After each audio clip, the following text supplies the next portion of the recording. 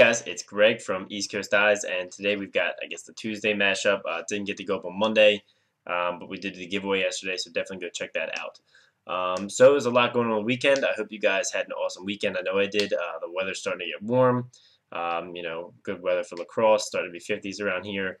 I know you guys from all kinds of different places, so it's probably still cold where a lot of you guys are, and probably never got cold where some of you guys are. So anyway, having fun playing lacrosse. Really enjoying the weather, just working and enjoying it. So talk about what happened in the lacrosse world over the weekend. They passed a new rule that lacrosse sticks will now be allowed on airplanes. So previously that was not the case, and now they will be. So that's really cool for everyone that wants to bring their lacrosse stick anywhere. Second thing is that over the weekend on Saturday, I went to the Philadelphia Wings versus the Washington Stealth game up in Philadelphia. It was a lot of fun. My girlfriend had gotten me tickets for Valentine's Day, and this was the first NLL game I had attended live in a long, long time. I watched a lot of them on the Lacrosse Network and on TV sometimes on ESPN3, but hadn't seen a live one in about a decade, so that was really exciting, and it was a ton of fun. The Wings lost, unfortunately, but it was still a really good game. Paul Rabel had 2 goals, I think, and there was a really big fight at the end. Not a really big fight, but two different fights going on at once. Goalie got in there to break it up, I guess, but I was just happy to see a fight at the game I went to, and a lot of goals. It's always high scoring and really fast paced. I actually didn't see any fans at the game. I know a lot of you guys said you were going to be there. I tweeted out where I was, and I know some people had said they yelled at me or something, but I didn't really hear anybody. I brought a bunch of stickers to give away for free, but didn't end up seeing anybody, so that's all right. I went to the Xfinity Live Center, which is right there in Philadelphia, a huge new bar and restaurant kind of thing for when you go to games in Philly. So that was really cool as well. So if you're in the area, make sure to check that out and see if you can check out a Wings game. Another thing that I talked about yesterday, I'll touch upon a little bit today, is the Warrior commercial shoot. So Warrior shooting a commercial in Baltimore. So we had volunteered to come out and help out with the shoot and hopefully be in the commercial. We'll see if we make the final cut. Ben, Mike, Ryan, and myself. Paul Rabel was there for a minute. So got to meet and talk to him for a second. So that was really fun. So I don't know if we'll actually end up being in the final commercial or not, but if we are, that'll be really cool, and I'll be sure to tell you guys about it. It was down at Patterson Park in Baltimore, so that's all I'll tell you about it for now. But it was a really fun experience and cool to work with an actual film crew with like a director and a sound person and stuff. Something that for our productions, I'm not really used to.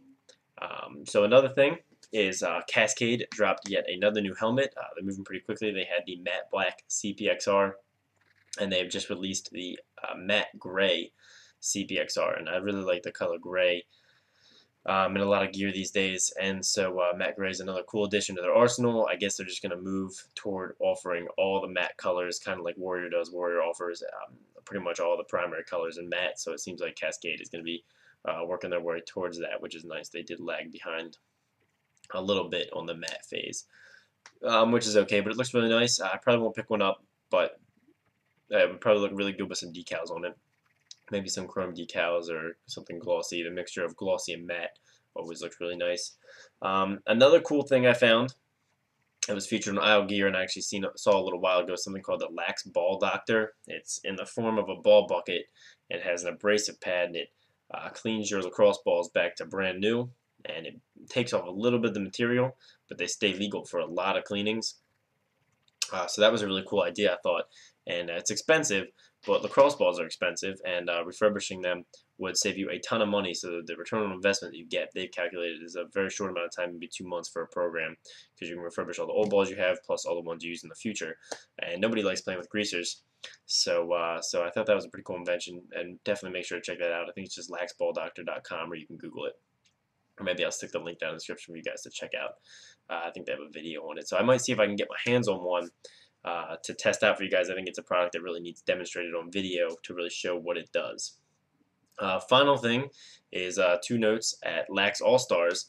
Connor Wilson at the Lax All-Stars YouTube channel, it's just Lax All-Stars, has been making a bunch of videos about pitas and traditionals and more about the theory of them. And I know you guys are always really interested in that.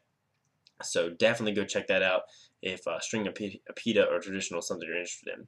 Also, they just released iPhone decals and cases that they made in conjunction with Art of Lax. So it's their Lax man pose with the stick under their arm and one leg crossed over the other. It's really cool that they've printed in a really cool abstract kind of artsy um, print on the back of these iPhone cases and decals. So I'll have links for that stuff down in the description. You can go buy one if you want. They are really cool. So there's a lot of great D1 lax played over the weekend. Unfortunately, I wasn't able to catch a lot of it, but I do like to keep up with some of the recaps and everything that get posted on all the blogs and Lax All-Stars, and watch highlights that Lax.com posts on their YouTube channel.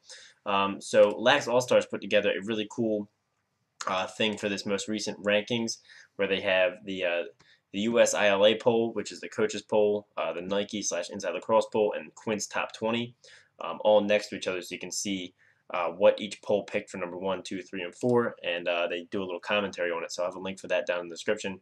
I would highly recommend checking that out so you can stay up to date on what the rankings are. But everyone's got unanimous Maryland and Cornell for number 1, then Denver and Notre Dame are mixed for number 2, then Hopkins and Notre Dame for number 3, and Denver, Hopkins, UNC down at number 4 and 5, and it gets a little mixed in through there. But definitely go check that out. It was a really cool comparison to see how each poll ranks each team differently, and how the rankings really start to become very different once you get out of the top 5. So I thought that was pretty cool. And another thing you guys need to know about is Lax All-Stars Lacrosse on TV schedule. I can't believe some of you guys don't know about it, and if you're a lacrosse fanatic, you must know about it. It's a schedule that has all the lacrosse games that are on TV. You just click one, and it tells you where it's going to be. So, for example, tomorrow, Duke at North Carolina, 7:30 p.m. on ESPNU. That's a must-see. You got to check that out. For those of you guys that view at ESPNU, the link for this schedule is going to be in the description. You got to bookmark it, save it to your favorites, save it to your phone, import it to your contacts, whatever you got to do, so you guys can check these games out. Because watching high-level lacrosse is a great way to become a better lacrosse player. And finally, guys, the gear. I know this is a lot of you guys' favorite parts, so we're gonna clip in the montage. You guys can check it out. So thanks for watching, and have a great day.